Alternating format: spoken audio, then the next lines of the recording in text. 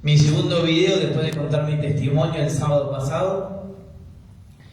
Ahora, como había dicho en la publicación, quería contar de mi desglose, cómo la iglesia me ha separado de ser miembro de la feligresía.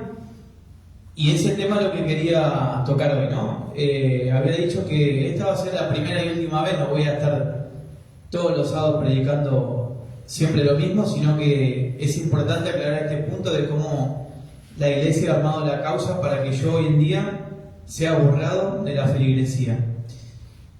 He contado mi testimonio, como dije, que Jesús vive, que Jesús transforma, y he vuelto a la iglesia después de más de 20 años. El video anterior conté cómo pasé toda mi experiencia, en cómo dejé mi vida anterior. No significa que ahora soy un santo, al contrario, tengo una más responsabilidad. Mientras más cerca de Jesús estamos, más pecadores somos, ¿no? Antes de comenzar de hablar de cómo la iglesia se encargó de armar la causa para borrarme de ser miembro de la iglesia adventista, quiero aclarar unos puntos muy importantes que tienen que ver de acuerdo al desarrollo que voy a empezar a presentar los temas. Un punto importante de que cuando a uno lo atacan de ser mentiroso y de ser disidente, enemigo de la iglesia, tenemos que ver de dónde procede el mensaje. Es decir, la iglesia siempre me va a tratar de mentiroso. ¿Por qué? Porque para la iglesia soy un mentiroso.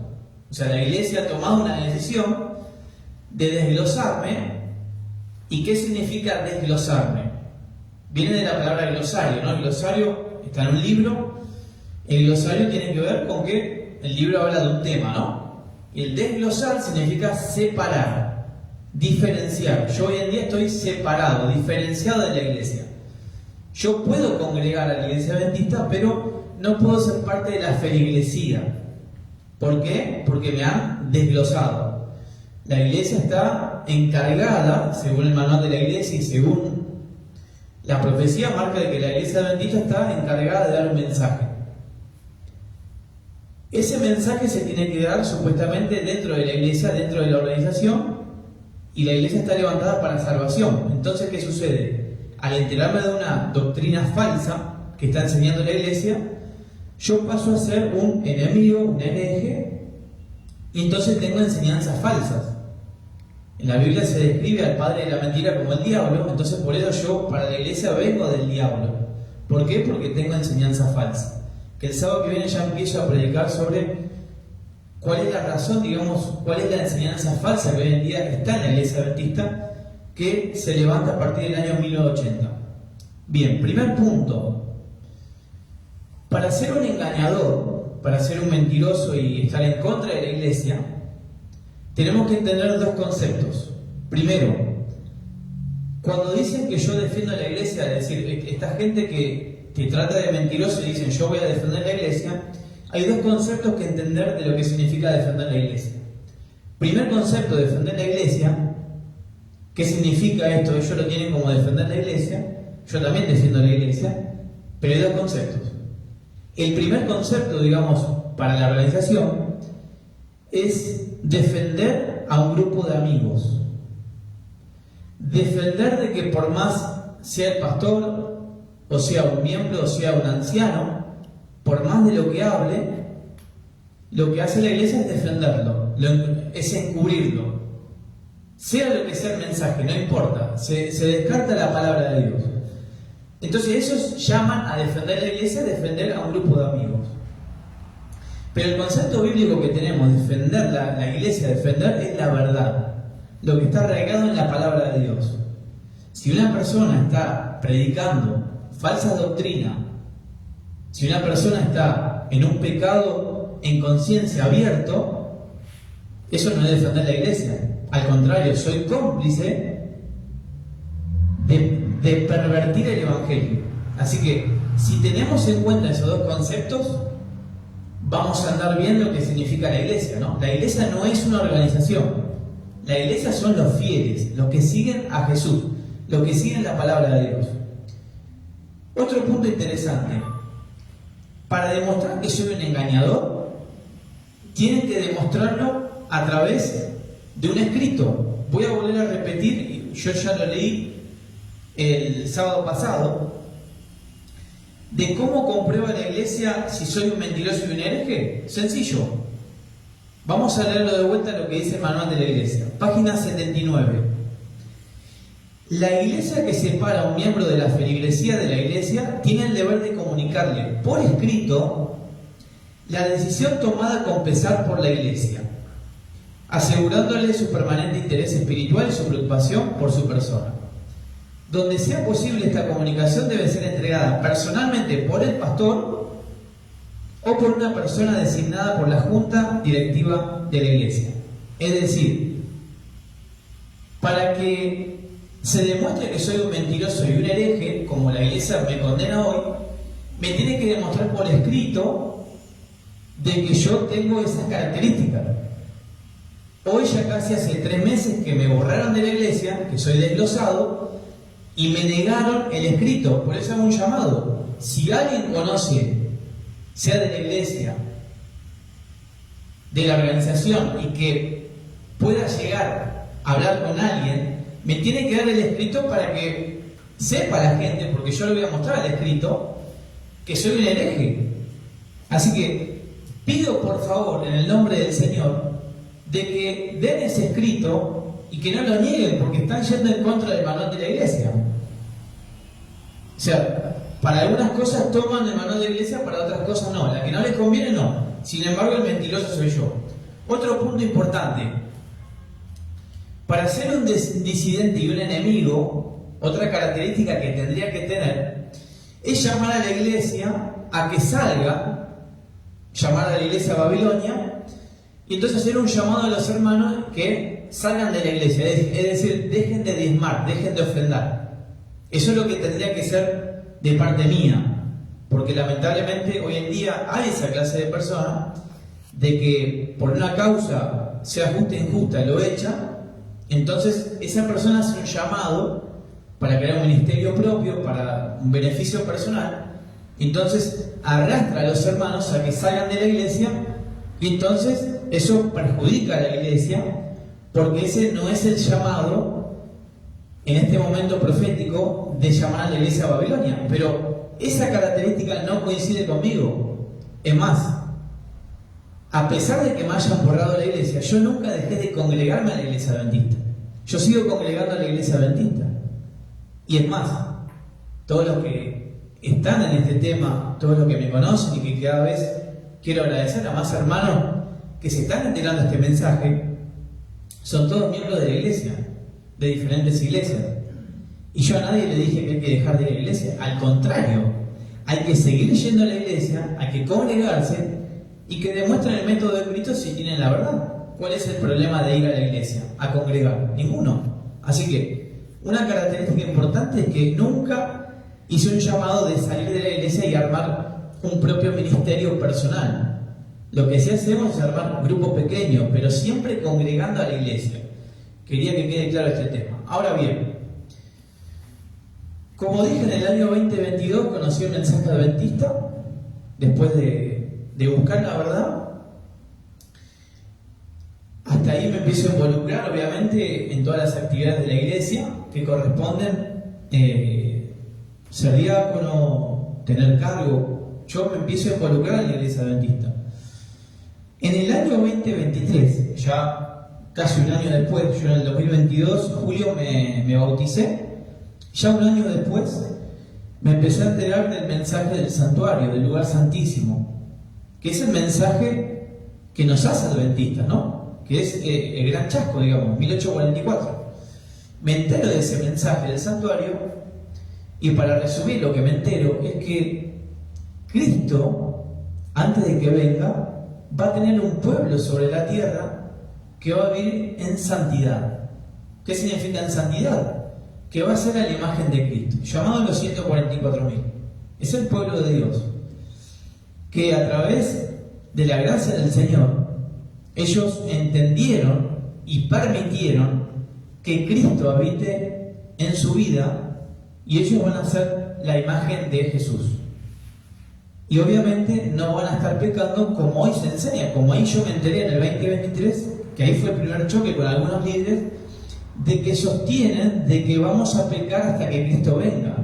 Y a mí no me cerraba eso, porque si vamos a pecar hasta que Cristo venga, entonces, ¿por qué dice Jesús, vete y no peques más? O sea, no coincidía con la teología adventista y con lo que dice la palabra del Señor. Ese es mi primer choque, digamos. Pero hasta ahora con el pastor todavía no tenía ningún problema. Cuando yo empiezo a predicar en menos de un año, yo a fines de 2022, 2023, yo empiezo a predicar en muchas iglesias adventistas, hasta mi propia iglesia. Entonces yo predicaba el mensaje de los tres ángeles, la verdad presente, el mensaje que nos corresponde como adventistas del séptimo día, que tiene que ver con los eventos finales antes de que venga Cristo, que tiene que ver todo con las profecías. Yo empiezo a hablar, y entonces cuando un sábado a la mañana se me cruza una persona en la puerta, antes de salir a predicar, y me dice, te voy a pedir que no hables del Papa, que no hables del Anticristo. Y entonces yo le dije a la persona, pero ¿cómo no voy a hablar de eso si es parte del mensaje del tercer ángel? Es el mensaje adventista que tenemos para que la gente entienda, digamos, cuál es el engaño, o sea, cuáles son las profecías, para que estemos despiertos, digamos, de cómo se produce la venida de Cristo, cuáles son los eventos. Me dice, porque da miedo, me dice. Da miedo, entonces no predique de eso. Yo obviamente le dije, mirá, yo voy a predicar de eso porque es el tema que preparé. Y prediqué ese tema. No voy a decir en qué iglesia pasó esto, pero bueno, estamos hablando dentro de la iglesia adventista, ¿no? La iglesia organizada. A mitad del año 2023, nosotros como escuela sabática, cuando terminaba el sermón, nos juntábamos con los hermanos, que había un diácono, había la maestra de escuela sabática, nos juntábamos y subíamos al primer piso para estudiar Daniel y Apocalipsis. Es decir, todos los sábados nos juntábamos y hablábamos de la profecía, que sabíamos de que era muy necesario porque la iglesia no hablaba y no lo habla tampoco. Todo esto tiene un motivo, ¿no? Pero hablábamos todos los sábados, presentaba el tema, hasta que me entero del mensaje de 1888, el mensaje que la iglesia rechazó en ese año en el Congreso de Minneapolis. Entonces yo digo, bueno, está bueno para compartir este tema para que los hermanos se enteren, porque esa historia se vuelve a repetir antes del tiempo del fin. Es decir, cuando la ley dominical veamos que esté cerca, esa misma historia que pasó en el año 1888 se vuelve a repetir en la organización, en la iglesia adventista. Yo le pregunto al pastor, le digo, mirá, queremos compartir con los hermanos estos materiales de 1888 que la iglesia misma provee, porque en el centenario de 1988 se empezó a liberar esos manuscritos, y entonces yo le presento el material al pastor, y casualmente el pastor me dice que ese tema hay que pasarlo por junta, que es un tema delicado. A mí me pareció raro que me diga así, y que tenía que pasar primero por junta para poder juntarnos como clase sabática y poder hablar de este tema tan importante que es el mensaje del tercer ángel, de la justificación por la fe. Cuando pasan los días, yo le comento, me acuerdo que había un anciano, el diácono, maestro de escuela sabática, y ellos también se sorprendieron por la actitud que tuvo el pastor de frenar el mensaje. Nunca más después nos pudimos reunir como clase sabática cuando pasó esta situación. Ya en el año 20, esto pasó 2023 a fines. Esto es importante la fecha para que vean cómo el pastor iba armando la causa para poder sacarme de la iglesia, para borrarme de la feligresía. Ya en el 2024, cuando escucho que Elena de White y los pioneros no creían en la Trinidad, así como lo cree hoy en día la iglesia,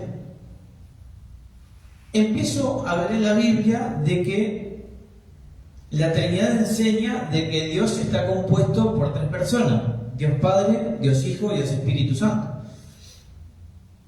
Y que en la Biblia está claro que existe el Padre, el Hijo y el Espíritu Santo. Eso es algo que no se puede negar, ¿no? Pero me hacía ruido el tema de que Dios está compuesto de una forma misteriosa por 3 personas. Yo lo dejé ahí a eso, no me puse a investigar, pero lo empecé a compartir con mis hermanos de confianza. Solamente eran 2 hermanos de confianza que tenía: un diácono y la maestra de escuela sabática. Le comento esto. Y un viernes, porque los viernes teníamos reunión, leyendo una cita de Elena de White, que no la voy a compartir ahora, pero después yo la voy a leer con los sábados siguientes, está en Patriarcas y Profetas, el capítulo del origen del mal, página 11. Yo leo esa cita, dice: el soberano del universo no estaba solo, y había un único ser que estaba en los planes, digamos, en los designios celestiales. Estaba el Padre y el Hijo. Y cuando yo leo esta cita, yo me reúno con este hermano y con esta hermana. Y claro, ¿yo para qué me reunía? Primero para preguntarle, porque yo siempre lo que fui abierto a escuchar. Yo nunca me cerré y dije, bueno, yo tengo la verdad. No, uno siempre tiene que estar abierto a escuchar. ¿Y a quién va a escuchar uno? A los que saben, ¿no? O sea, yo tenía 1 año y pico de la iglesia. Entonces yo me entero de esta cita y yo necesitaba exponerlo, a ver qué me decía la maestra de escuela sabática, que años y años dentro de la iglesia, como el diácono. Entonces yo le pregunto, pero acá en esta cita no está, digamos, el Dios Espíritu Santo. Y quiero aclarar algo. Yo solamente estaba hablando de la cita que no se encontraba el Espíritu Santo, porque ustedes leen esa cita y no está. Entonces le pregunto, pero ¿cómo es que no está, digamos? O sea, no estaba acá. Qué raro, ¿no? Decía. Ella me responde: sí, estaba ahí, me dice. El Dios Espíritu Santo estaba ahí. Pero estaba invisible. O sea, estaba invisible y es un misterio, y tenemos que creer por fe de que estaba el Espíritu Santo con el Padre y con el Hijo. Bueno, pero ahí no aparece. Yo voy a hacer un ejemplo sencillo de esto. ¿Qué significa? Agarramos un versículo de la Biblia, estudiamos la Biblia, dice que Jesús estaba con los apóstoles. Y de pronto viene una persona y te dice: sí, Jesús estaba con los apóstoles, pero también estaba María y José. Pero nosotros no podemos adulterar un versículo o una cita de la profeta según de acuerdo a mi imaginación. Es decir, lo que me estaba haciendo esta persona era inducir, digamos, a que tenía que creer sí o sí en los 3. Pasa el tiempo, queda ahí el tema, yo no investigo más, que sí que me llamó la atención. Nunca hablé con ninguna otra persona, siempre éramos los 3 nada más, porque me pareció un tema misterioso, importante, pero no le encontraba, digamos, la solución en ese momento. Es decir, no estaba tan arraigado con el tema para estudiarlo. Pasa el tiempo, entonces me suspenden de maestro de escuela sabática. Yo era maestro de escuela sabática, y entonces me entero a esa altura de que muchos me preguntaban: ¿es verdad que no crees en el Espíritu Santo? Me decían de la iglesia. Y yo decía: ¿cómo que no creo en el Espíritu Santo? Sí, porque me dijo tal. Bueno, es decir, hasta acá, ¿qué pasó? Esta persona maestra de escuela sabática tiene un marido que es anciano de la iglesia adventista, de donde yo estaba, y el anciano va directamente al pastor a comunicarle que yo no creía en el Espíritu Santo. Ahora, arma una junta el pastor y lo difiere, que yo no creía en el Espíritu Santo. Ahora, paro acá. ¿Qué tendría que haber hecho el pastor primero? Es hablar conmigo. O sea, no puede tomar por hecho algo de que alguien de afuera que se lo diga. Imagínense si el pastor tiene que tomar todo por cierto lo que le llega a los oídos, entonces tendría que estar de junta en junta. Entonces, el pastor tendría que haberme preguntado: Darío, ¿es verdad que vos no crees en el Espíritu Santo? Para estar seguro. ¿Qué sucede? El pastor directamente va a la junta y le dice: Darío no cree en el Espíritu Santo. Otro tema de la junta que, bueno, me va a quedar pensando siempre que la junta, ¿cómo va a votar algo que no está avalado, digamos, por mí? Porque yo tendría que decir que no creo en el Espíritu Santo, yo nunca dije eso. Y la junta, yo tomo conclusión de que habrá pensado, bueno, el pastor habrá hablado con Darío y el Darío le habrá confirmado que no creía en el Espíritu Santo, entonces, bueno, la junta habrá dicho, bueno, votemos. Pero lo que me llama la atención es que nadie de la junta le pregunta al pastor y le diga: ¿es verdad que Darío no cree en el Espíritu Santo? O sea, para estar seguro, digamos, de lo que estaba pasando. Una votación de la junta para prohibirme no es algo sencillo, tienen que estar seguros. La cuestión de que me suspenden. Yo me entero un sábado por un hermano de otra iglesia que hablaban, a mí me invitaban a otras iglesias a predicar, y este hermano me dice: mirá, vos no podés predicar más acá porque el pastor bajó la línea de que estoy prohibido. Yo estaba prohibido de predicar en otras iglesias. Yo apenas me entero, le mando mensaje al pastor, le digo: vos me suspendiste de predicar en otras iglesias, ¿por qué motivo? Y le pregunto: ¿por qué no me llamó sobre el tema de 1888? Recuerden que me había prohibido predicar el tema de 1888 y me iba a avisar porque lo iba a pasar por junta. Esto nunca pasó. Yo le pregunto de vuelta en ese tiempo: ¿por qué no me avisó y por qué estoy prohibido? Él me dice: yo no hice nada, fue la junta que te suspendió. Yo no hago nada por mi cuenta, es la junta que te suspendió. Bien, yo ahí me enteré, digamos, como una junta. Yo hasta ahora solamente eran voces nada más de distintas personas. Yo todavía no tenía, digamos, una certeza de lo que se había hablado. Lamentablemente el pastor sufre una situación lamentable porque habíamos quedado de que nos íbamos a reunir. Hasta ahora todavía nunca me reuní con el pastor para hablar.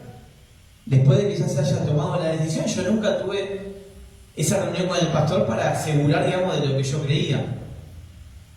El pastor tuvo una situación triste, yo le dije: quédate tranquilo, primero arregla tu situación y cuando estés mejor nos reunimos. En ese tiempo esto pasó en marzo, ya estábamos en junio. Ese tiempo de marzo a junio de 2024, los que tienen que tomar la rienda son los ancianos de la iglesia, los encargados cuando no está el pastor. Me reúno con los ancianos. Obviamente me preguntan: ¿qué pasó? Digamos, Darío, mirá, vos no crees en el Espíritu Santo. Me preguntan. Yo le digo: ¿cómo no voy a creer en el Espíritu Santo? Claro que creo. Yo tenía claro de que el Espíritu Santo era Dios. O sea, no había duda nunca de eso. Pero se había tergiversado el tema. Entonces le digo: bueno, ya que está claro el tema con los ancianos, ahora vamos a hacer una reunión con el pastor para que quede todo claro, porque yo quería que quede todo claro en la junta también, no solamente con los ancianos. Así que cuando vuelva el pastor, me hicieron la promesa de que nos íbamos a reunir. ¿Qué sucede? Un día en la semana me cita el pastor. Yo voy a la iglesia y me dice, yo le pregunto: ¿y dónde están los demás ancianos? Digo yo. Bueno, ahí me empieza a decir: no, este no puede, este no está, este está. Yo digo: entonces ¿quién vendrá? ¿No? Porque yo decía, bueno, tiene que estar la mayoría de los ancianos y el pastor para que quede, digamos, evidencia. ¿Quién se acerca? El único anciano para la reunión, el mismo anciano que había armado la causa de que no creía en el Espíritu Santo. Es decir, el pastor y el súbdito de él, haciendo caso a lo que decía el pastor, eran, digamos, los encargados de la reunión. Dos enemigos en el sentido bíblico, no de persona, los que me estaban haciendo la guerra de atrás. Lo primero que me dicen es que todo lo que yo estaba haciendo Porque ¿qué pasa? Yo a medida que predicaba, a medida que ponía en el Facebook un estado, eso todo la iglesia lo ve. Todo lo que uno hace, y cuando uno empieza a hablar, los líderes ven todo. Y lo que la iglesia no quiere es que se hable mal de los líderes. Si alguien está mintiendo, alguien está en pecado, que no se hable. Se cubre, la iglesia cubre a los líderes. Entonces me reúno con ellos dos y me empiezan a hacer preguntas. Mirá, todo lo que estás haciendo da miedo, y ese no es el mensaje nuestro. Tenemos que hablar de amor, de unidad, nada de Daniel y Apocalipsis, nada de verdad presente. Todo lo que hablemos tiene que ser de amor, nada de profecías. Y eso es lo que me empiezan a bajar línea. Entonces cuando yo le digo, pero ¿cómo no vamos a hablar del mensaje de los tres ángeles? La verdad contenida en ese mensaje que tiene que ver también con la reforma pro salud. Vos comés carne delante de los hermanos. ¿Cómo? Vos sos el pastor, vos sos el ángel de la Odisea, digo yo.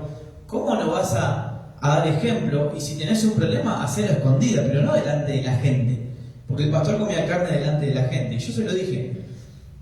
¿Y para qué le dije? Se empezó a transformar.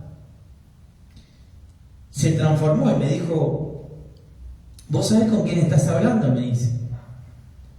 Yo soy el ungido del Señor, me dice. El pastor me dice, yo me veía esa situación, me había enfrentado y yo digo, me pasaban por la cabeza me pasaban miles de cosas. Yo digo, gracias Señor porque estas situaciones las vivía antes cuando estaba afuera o en alguna situación en la cancha. Pero que un pastor me venga a enfrentar así y que le moleste algo que es bíblico y que estábamos entre los tres nada más, no es que yo estaba hablando delante de toda la iglesia. Cuando me dice eso, yo soy el ungido del Señor. ¿Vos quién sos? Claro. Se empieza a desconfigurar la reunión y obviamente no sigue la reunión como tenía que haber sido. Entonces empiezan, digamos, algunas preguntas que yo le hago, ¿no? Yo le dije, vos afirmaste, digamos, en una junta, él había afirmado de que él, si el manual decía de que había que aceptar a ordenar mujeres o aceptar el tema del feminismo que está hoy en día muy fuerte, él me afirmaba en esa junta, me dice, bueno, si el manual lo dice, hay que aceptarlo. Y yo hago una pregunta, digamos, sencilla. ¿Cómo? Si el manual de la iglesia lo dice y la Biblia no lo dice, lo tenemos que aceptar. Sí, me dice.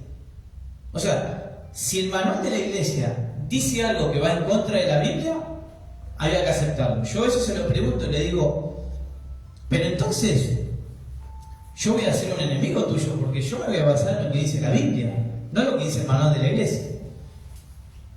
Obviamente después de ahí se termina la reunión sin oración, sale el anciano del pastor afuera, y ahí es cuando el pastor me dice, el anciano me dice que estoy desequilibrado mentalmente, que estoy alienado, que soy un enfermo, me lo dice así. Yo lo miro al pastor y le digo, ¿vos estás de acuerdo con lo que está diciendo el anciano? El pastor me dice, yo no puedo decir eso. Es como alejándose de lo que decía el anciano, ¿no? El anciano me lo decía. Ya cuando termina la reunión, ya nos vamos cada uno por su casa. Ya se habló, al otro sábado me entero de que ahora me quitaban el cargo de diácono. Esto es algo muy interesante porque yo hasta ahora todavía podía hacer servicio de diaconado. O sea, a mí nunca me habían prohibido ser diácono, a pesar de todas las prohibiciones que tenía de no ser maestro de escuela sabática, de no poder hacer una oración, de no poder predicar, etc. Yo todavía podía ejercer el diaconado, podía hacer una oración siendo diácono. Había mucha contradicción en la misma iglesia, ¿no? Todas las prohibiciones que hacían eran contradictorias. Cuando ya desde junio a octubre, ya esto 2024, yo pedía respuesta a los ancianos para que me digan cuál es el problema, si yo hasta ahora todavía no había ningún problema, digamos. O sea, el problema era solamente una mentira, que yo no creía en el Espíritu a la iglesia. Borrarlo. Se infundió esto, llega octubre, yo pedía respuesta a los ancianos para que hablen con el pastor, me comunican con el pastor, me hacen una junta, ahí estaba el pastor, la junta y yo. Yo ya en este tiempo, entre junio y octubre, yo ya estaba estudiando el tema de este tercero, digamos, este tercer ser, digamos, de la Trinidad. Y entonces cuando me llaman a la junta para exponer lo que yo estaba, digamos, afirmando ya en ese tiempo, yo expongo el tema y les comento, miren, hay un engaño, le digo yo a la iglesia, de que nos están obligando a adorar a un tercer ser, a un tercer Dios, que es el Dios Espíritu Santo, y la Biblia no menciona ningún versículo que hay que adorar a un tercero. Yo doy testimonio de esto. Y le dije a la junta, le dije, miren, yo entiendo de que esto es algo muy extraño de muchos años que tienen en la iglesia, pero acá hay un engaño dentro de la iglesia. Están imponiendo una adoración falsa. Y los hermanos se me quedan mirando, escuchando. El pastor me dice obviamente que eso no es bíblico, lo que yo afirmaba, pero sin embargo nunca me citaron un versículo bíblico contrarrestando de lo que yo decía. Nunca se abrió la Biblia para esto. Nunca. Siempre se ponía arriba la teología adventista o el manual de la iglesia antes que la Biblia. En un momento, el pastor me muestra en un video en esos meses de que él se encontraba en un campamento saltando, cantando un himno, un tema de Dios.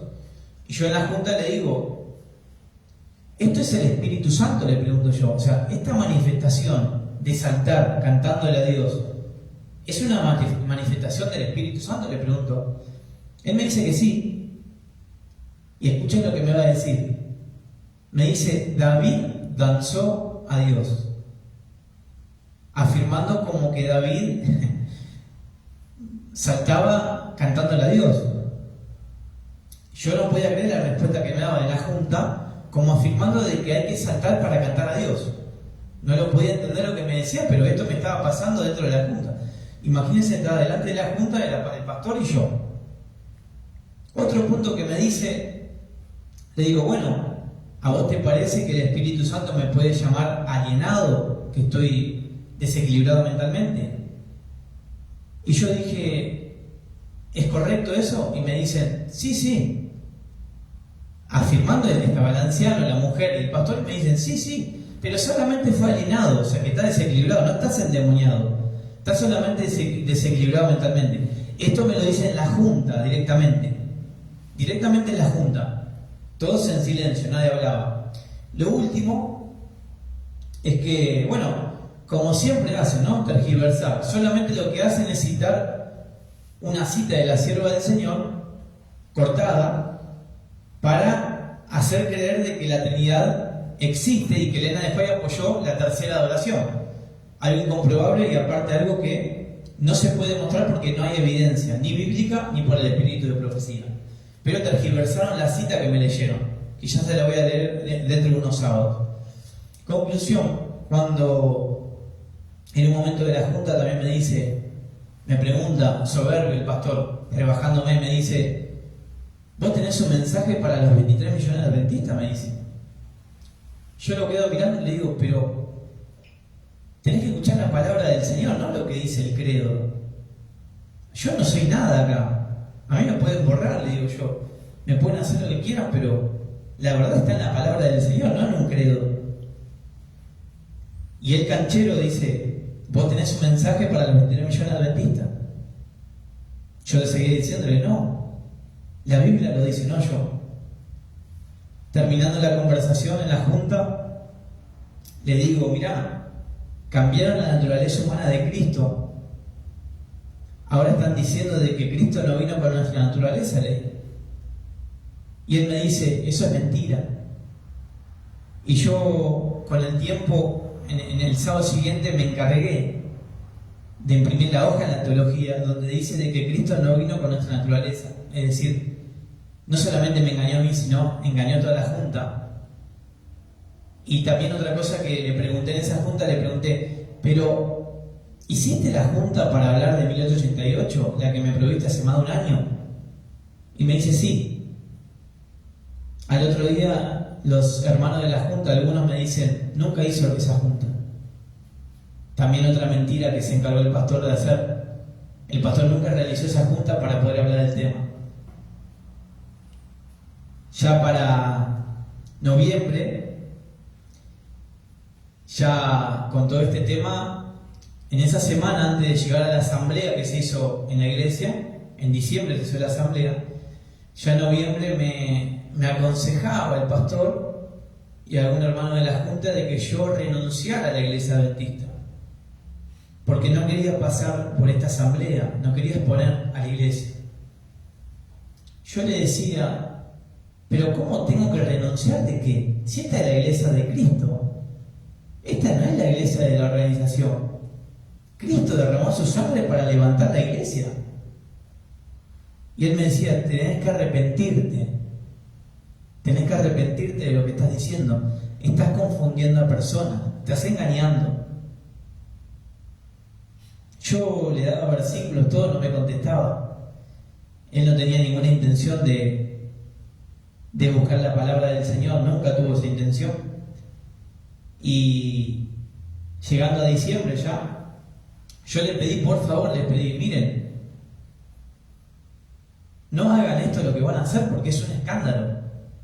O sea, lo que están haciendo es un escándalo para la iglesia, están manchando a la iglesia adventista. No pueden borrar a una persona por algo que no está en la Biblia. O sea, no me pueden borrar por autoridad, porque van a quedar mal ustedes, no yo. Cuando llega diciembre, me hacen la asamblea. La asamblea funciona, se convoca a todos los hermanos de la iglesia. Obviamente a la gente se le mintió a los hermanos, por eso los hermanos acá no tienen nada que ver. Acá los enemigos solamente fueron dos personas que fueron los principales, digamos, de instigar a que me borren de la iglesia. Se convoca a todos los hermanos, se le dice a los hermanos de que yo no creía en el Espíritu Santo, que era una mentira. Yo nunca dije eso ni tampoco lo digo. Y es más, ahora lo voy a exponer, el sábado que viene vamos a empezar a hablar de cuál es el engaño que tiene la iglesia adventista, que está engañando a la gente. Y cuando convocan a los hermanos, se le dice que yo no creía en el Espíritu Santo. Muchos hermanos, y quiero agradecer a muchos hermanos de la iglesia que me están llamando, me mandan mensajes, me dicen, estoy estudiando el tema y estoy viendo que tenés razón, me dicen. Yo le digo, yo no tengo razón. La palabra del Señor es la verdad, no yo. Yo la voy a defender. En esa semana previa a la asamblea, fue un jueves a la noche, creo, muchos llamados tuve. En ese tiempo me preguntaban, pero ¿cómo que crees en que no existe el Espíritu Santo? Yo le digo, no, están mintiendo. Le están mintiendo en la cara. Y esos mismos hermanos están estudiando. De hecho, hoy están convencidos de esta verdad. Yo no sé qué va a hacer la iglesia, van a borrar a todo. Van a mentirle a todos los hermanos con este tema. No sé qué van a hacer. Por eso hay que seguir congregando, para ver qué decisión toman. Si tienen el método de Cristo, no tienen por qué tener miedo a la iglesia. Llega ese jueves a la noche, hay una convocatoria de entre 50 hermanos. Entonces, se me da 10 minutos, yo expongo el tema, expongo el engaño sobre el tema de la adoración, de que no hay versículo de que diga de que hay que adorar al Dios Espíritu Santo, que esto tiene que ver con Lucifer, que Lucifer quería ser parte del concilio entre el Padre y el Hijo, por eso fue echado del cielo, de rebelarse ante la autoridad de Cristo. Se hace la votación. En esa noche no solamente estaba el pastor, sino que habían llamado a un pastor del lago, que él se encargó también de infundir miedo a la iglesia. y se hace la votación. Directamente quedo desfraternizado, desglosado. Y el tema es el siguiente. La iglesia lo que quiere, lo que hace es meter miedo. La iglesia mete miedo. Por eso llamaron a un pastor del agua. Para que la iglesia vea y que tenga miedo los hermanos del tema que estamos tocando. Este tema, sobre el tema de la Trinidad, es un engaño que surgió en el año 1980 y que el sábado que viene lo voy a empezar a hablar, que tiene que ver con una doctrina del anticristo, de Roma. ¿Para qué? Para que sea adorado Lucifer. Lucifer quiere ser adorado, quiere estar dentro de la adoración a Dios, pero bíblicamente la adoración le corresponde al Padre y al Hijo. No hay versículo que apoye esta doctrina. Así que, hermanos, gracias por escucharme.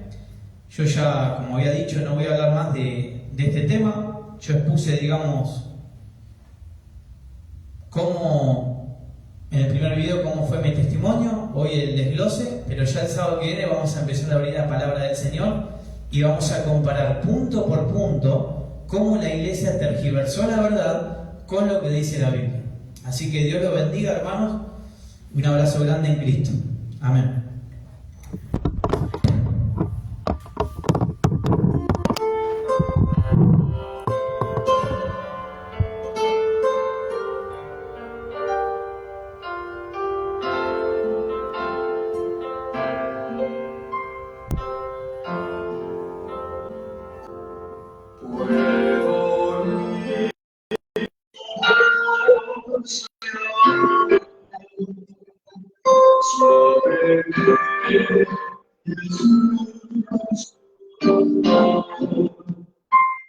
Yo